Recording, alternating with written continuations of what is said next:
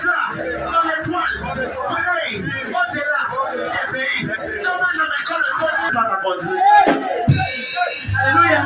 Et Jésus dit cherchez moi pendant qu'il est temps. Dans le livre de Jérémie 29, il dit je connais les projets que j'ai formés sur vous. Projet de paix et non de malheur. Projet de paix et non de malheur. Et dans Jérémie 33, verset 3, il dit invoque-moi aux yeux de l'Église. Je t'annoncerai des grandes choses. Des choses cachées. Ça veut dire qu'il y a certaines choses cachées que toi et moi ne connaissons pas. Et ça se trouve dans les entrailles de Dieu. Au nom de Jésus-Christ, je vais Dieu par arrière. J'entre les entrailles de Dieu. Et je cherche ton nom. J'apparais avec les sons de ton nom. Et je viens ici ce matin. J'ai promettu les yeux fermés. Et les yeux ouverts. L'instruction que tu as besoin pour te faire envoler au-delà de tes ennemis, de tes égaux. Si tu dis Amen, reçois la Dieu. Et quand on va dire, reçois la Dieu. Reçois la Dieu. L'attendez du Père. Du Père. Je reçois.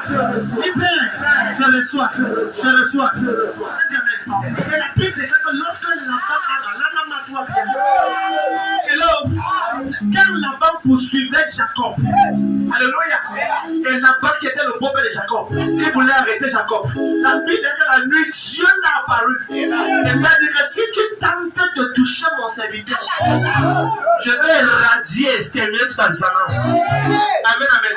Et quand Laban a rencontré Jacob, la Bible déclare qu'il a donné un nom. A rencontré Moïse. Amen, amen. Et ils ont bâti l'autel. Il a dit, le nom de Dieu était Jéhovah Yeh Sahatuta. Jéhovah Yeh Sahatuta. Le Dieu qui veille sur toi et qui veille sur moi. Alors, ça c'est un côté de Dieu. Jéhovah Yeh Sahatuta. C'est dans ta vie. Amen, amen. Ça veut dire que le Dieu de l'alliance qui veille sur le prophète Jérès, qui veut savoir le comme mec, qui veille sur un peu précis. Si tu essaies de dire Amen, la protection de Dieu qui ne peut pas être ébranlé par les flèches de l'ennemi. Le plus clair on ne reçoit sa parole de Jésus. Quelqu'un dit Amen. Quelqu'un dit Amen. Est-ce que tu sais que le même Dieu s'est révélé à Agé? Un homme qu'on appelle le prophète Agé. Il a dit que l'or et l'argent m'appartiennent. C'est le même Dieu. Mais il s'est révélé ici côté richesse.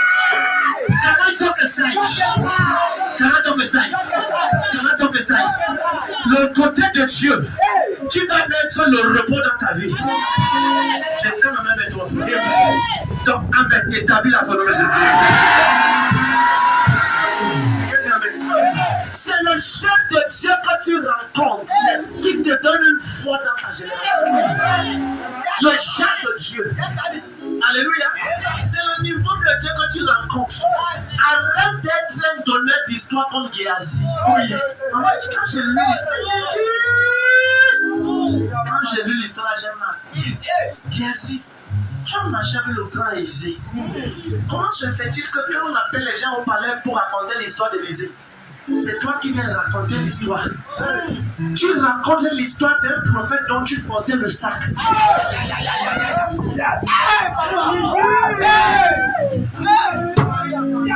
Je refuse d'être un donneur d'histoire.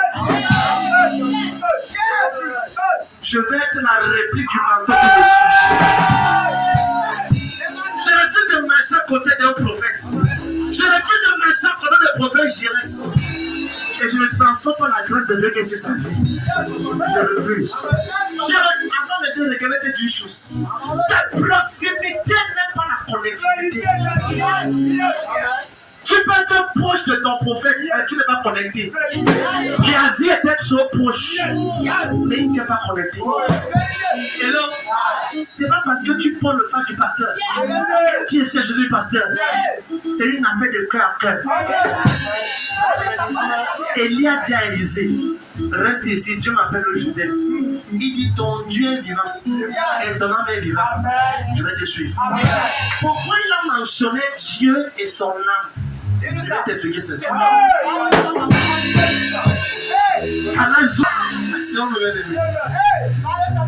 Et là, pourquoi il a mentionné? Il dit, Elle reste ici quand Dieu m'appelle Judée.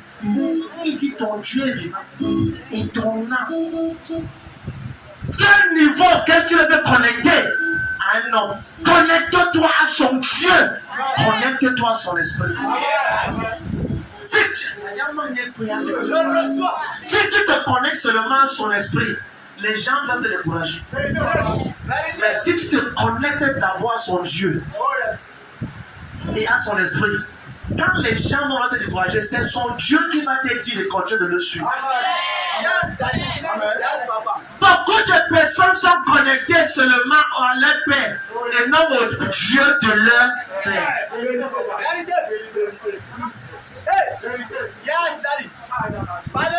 Les mêmes gens que Moïse a fait sortir de l'Égypte plus de 600 personnes, 600 000 personnes. Mais seulement 2 qui sont entrés à terre. Je me suis assis un jour, je parlais avec le Seigneur. J'ai dit, Moïse a fait sortir près d'un demi-million d'âmes de personnes. Plus de 500 000, 600 000. Pourquoi c'est 2? Et le Seigneur m'a dit ceci. Je lis, comprends. Quand j'ai lu, la Bible déclare qu'il n'y a que Josué et Caleb qui étaient animés d'un autre esprit. Il n'était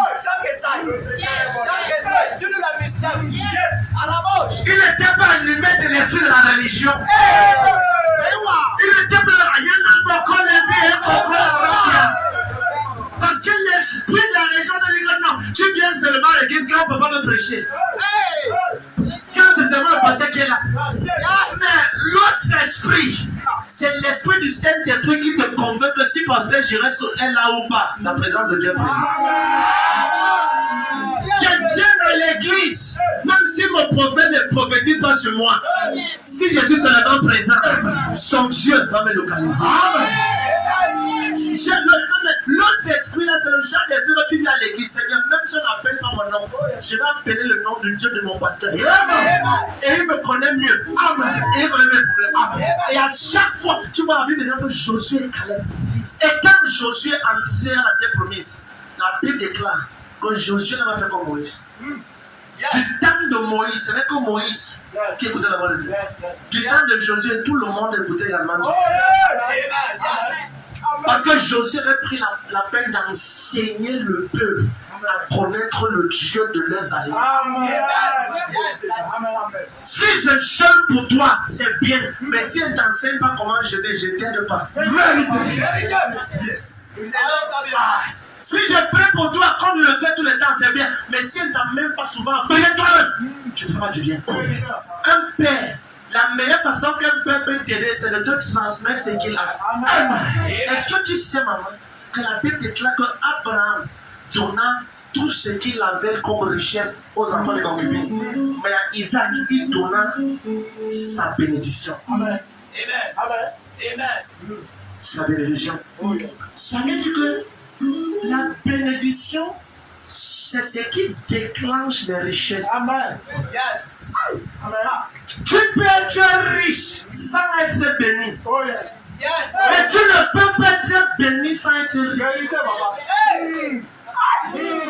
Oh,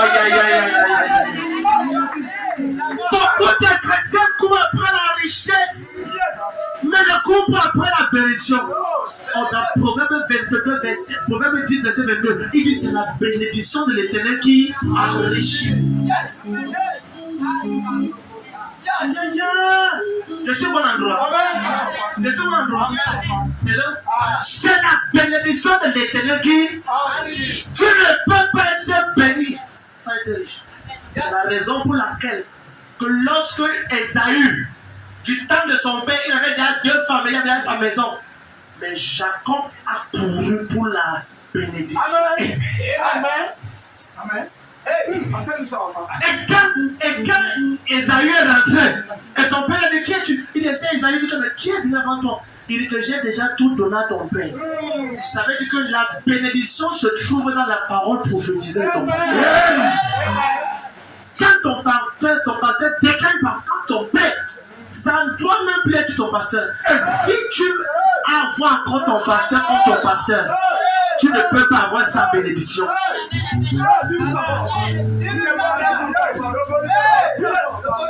Parce que la bénédiction des pères, c'est pour les enfants et non pour les étrangers. Et la Bible déclare que c'est la bénédiction d'un père qui a prévalu. Je déclare dans la vie de tous mes enfants dans ce ministère. Aujourd'hui, 10 septembre 2023, je te déclare béni au nom de Jésus. Et c'est de Dieu sont mal dormir. Je déclare ici aujourd'hui, dans la vie de 330 personnes qui me regardent et qui sont présents, je parle et je déclare. Aujourd'hui, je prends ce jour à témoin et j'entre dans les chaussures du Saint-Esprit. Je prophétise d'après le livre, après le volume du livre qui est écrit sur ma vie. Aujourd'hui, 10 septembre 2023, pour tous ceux qui croient à ce prophète et qui le prennent comme un père spirituel, je te déclare béni au nom de Jésus. Je déclare tes enfants bénis, le fruit du sol béni, l'entreprise bénie, tes santé bénis, ta destinée bénie, tout ce que tu prospères. Je déclare et décrète. Même si tu vends le papier, tu vas construire 5 minutes avec. Qui tient à je déclare. Par le manteau de Dieu sur ma vie, je me tiens sur cet hôtel, je me tiens au nom de Jésus et je parle à ta vie. C'est qui toi te prends les 30 ans? Dans les 30 prochains jours, reçois au nom de Jésus. Reçois au nom de Jésus. Reçois au nom de Jésus. Reçois au nom de Jésus. Reçois au nom de Jésus. Reçois au nom de Jésus. Reçois au nom de Jésus. Reçois au nom de Jésus. À ce matin, je reçois la totalité de mon bénédiction. Du Père, ce matin, je déclare et je reçois la totalité de ma bénédiction.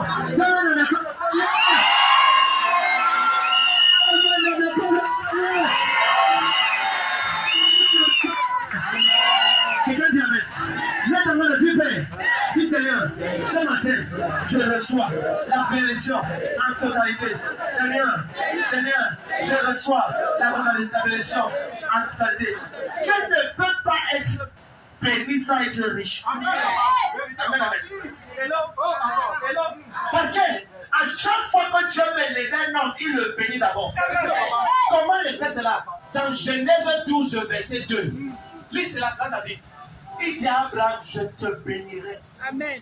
Je ferai comment? Je te bénirai. Je ferai comment? Je te bénirai. Je ferai comment? Je te bénirai. Je te bénirai. Je rendrai ton nom grand. Amen. Donc si Dieu veut rendre ton nom grand, il doit d'abord te bénir. Lis. Genèse 12, verset 2. Je ferai de toi une grande nation, oui, et je te bénirai. Oui. Je rendrai ton nom grand, et tu seras une source de bénédiction. Oui. Je ferai de toi une grande nation, oui, je te bénirai. Je rendrai ton nom grand, et tu seras une source de bénédiction. Tous ceux qui sont bénis deviennent une source. Amen. Dans tes mains dehors. Au nom de Jésus. Amen. C'est qui a voulu stopper la source de bénédiction de couler. J'ordonne que cette chose est retranchée au nom de Jésus. C'est retranché. C'est retranché. C'est retranché. À chaque fois que la faveur de Dieu vient sur toi, ça vient avec les avantages. Et là, si tu vois quelqu'un qui a la faveur, ça veut dire qu'il y a la bénédiction sur sa vie. Et là, bien que je m'appelle Esther, je n'ai ni père, je n'ai ni mère. Mais j'ai la main de Dieu sur moi. J'ai la main de Dieu sur moi. Quiconque a été béni sur cette terre a transporté, bien aimé la faveur de Dieu. Regardez une chose. Si tu écoutes le son de ma voix et quelqu'un doit être béni, et ça arrête depuis des années, aujourd'hui et maintenant, j'entends que la personne de ton passant de bureau, je vais. Si l'entreprise va t'appeler, je déclare aujourd'hui, personne ne donne à cette entreprise jusqu'à ce qu'il t'appelle au Jésus-Christ. À ce matin, je reçois cette parole, je saisis cette parole. Tu ne peux pas être sur terre et tu manques de connaître la dimension de Dieu pour ta vie. Je bénis Dieu pour Moïse, je bénis Dieu pour Abraham, je bénis Dieu pour Joseph. Mais il y a une dimension que Dieu veut introduire au travers de toi. Au travers de toi. Et la Bible déclare que la gloire de la dernière maison sera plus grande que celle de la première maison. Abraham, première maison. Joseph, première maison. Moïse, première maison. Et Dieu nous dit que notre gloire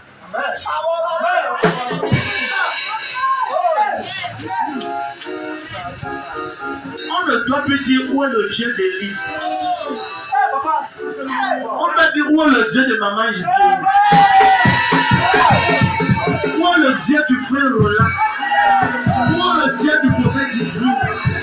Le Dieu de l'Évangile Eric. Où est le Dieu de la sœur Anne-Lise. On doit mentionner comment.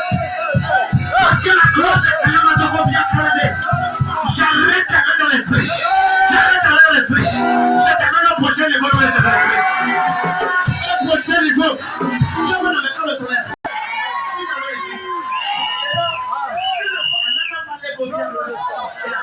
Nous sommes le camp du Saint-Esprit. Quand les gars vont voir Dieu, quand les gars vont à Dieu, qui va pas se faire les dire. Amen. Quand tu dis où est le Dieu du prophète Élie, Dieu te va bien comprendre, tu ne comprends pas la nouvelle grâce au Dieu. Amen. Dans Colossiens 2, verset 9, la Bible dit qu'en Jésus, en lui habite la totalité de la plénitude. En lui habite corporellement. Colossiens 2, 8 et 9. Il dit en lui habite corporellement. Et si Jésus transfère la gloire, ça veut dire que toi et moi transférons la gloire. Lis Colossiens 2, verset 9. Colossiens 2, verset 9. Oui. Car en lui habite corporellement toute la plénitude de la divinité. Toute la plénitude. Combien de choses? Toute la plénitude. Ça veut dire que quand tu es en Christ, tu as la capacité de crier. Amen. Tu as la capacité de proclamer. Amen. Tu peux parler et te télé, ça se passe. Amen. Lève tes mains. Je mets l'onction sur tes mains. Amen. Oh, quelqu'un dit, je dis les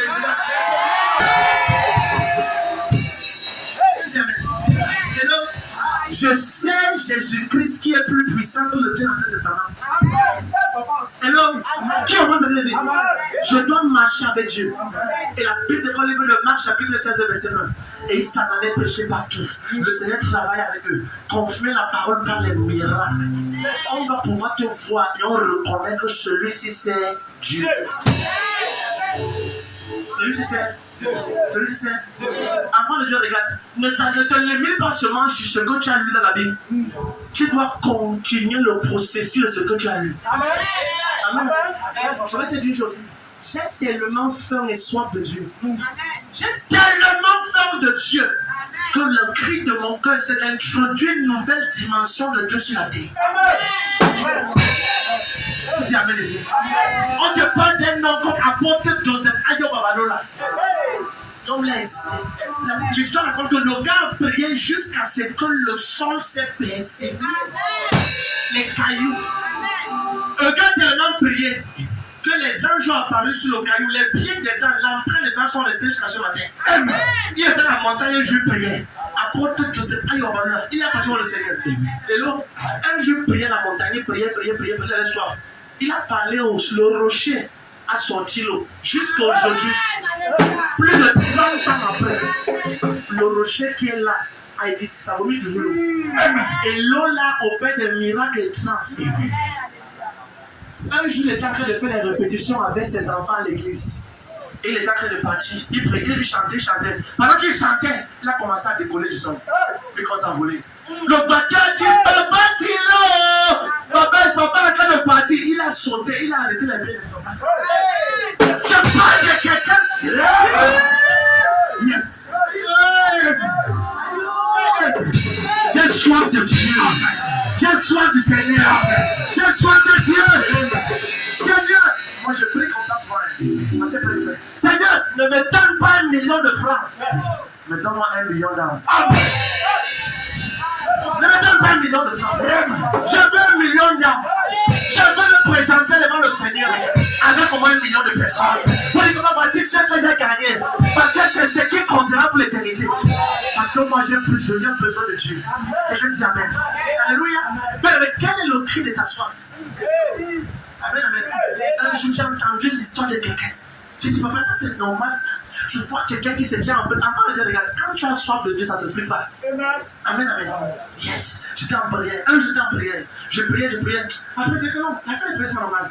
J'ai besoin de voir la main de Dieu. Je ne veux pas insister dans ma génération sans créer l'impact. Je vais te dire, tu n'as pas besoin d'être pasteur pour impacter ta génération. Tu peux être un commissaire, un policier, un avocat, une couturière. Tu peux être un ménagère. Et pas de genre de vie que tu vis. Tu impactes ta génération. La même dernière qu'on parle, c'était juste le bien des gars des autres gens. Donc, quand on parle, la Bible faisait le bien. Elle faisait les habits de l'autre gens. Couturier, elle a laissé une marque. Tu n'as pas besoin d'être pasteur. Oh non, oh non, oh non. Et là, le travail que tu fais, c'est ta part de pupitre là-bas. Tu es le pasteur dans le bureau où tu travailles. Si tu as une boutique, la boutique là, c'est ta commission là-bas. Tout le quartier là connaît que si tu as un problème, il va venir là-bas pour que tu payes. Et là, on parle des gens qui ont soif. J'ai envie d'introduire une dimension de Dieu. More of you, more of you. I want more of you. Oh. I want more of you, Jesus. The more I know you, is the more I want to know you, Jesus. More of you. I want more of you, Jesus.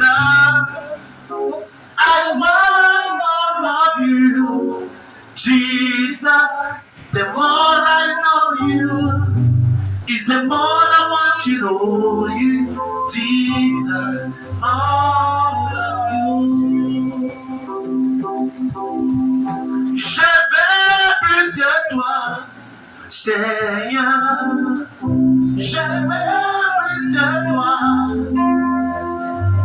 Plus je te connais, plus je veux te connaître.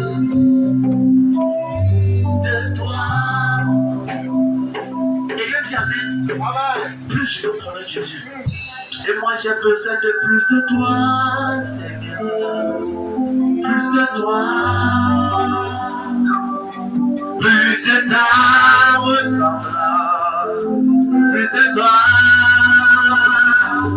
Plus de discernement de ta voix et de ta volonté. Seigneur, plus de toi. Jour et nuit, plus de toi. Arrête d'abord avant d'écouter le commencer. Ne t'attends pas. Laisse plus de toi. Laisse tout ça. Et pour le sens de ta volonté. Seigneur, plus de toi. J'ai lu l'histoire d'un homme qu'on appelle Jonathan Edouard. J'ai pleuré les larmes de mon corps. 2015, j'étais enfermé dans une chambre. Et j'ai pris un livre en pratique de l'intercession, écrit par un général de l'armée du ciel qui a vécu sur la terre. J'ai lu les débuts. Et la Bible déclare, le livre a parlé qu'il y a un homme qu'on appelait Jonathan Edouard. Que l'on a tellement prié jusqu'à ce que là où il se mettait à genoux, ça baissait au sol. Et cet été, je vous prêchais un message. The sinner in the heart of an angry God. Un péché entre les mains d'un Dieu en colère. Après près de 50 ans, son message a toujours l'impact. Quel est le genre de pasteur qu'on suscite aujourd'hui, maman? Le pasteur qui va dormir avec les femmes des gens sans vouloir. Quel type de pasteur est en train de suivre? Qu'est-ce qui se passe? Qu'est-ce qui se passe? Quel genre de chrétiens ressuscités? Les pasteurs que tout pour eux, ils veulent seulement les femmes des gens, les filles sortir, monter les salles. Il y a une dimension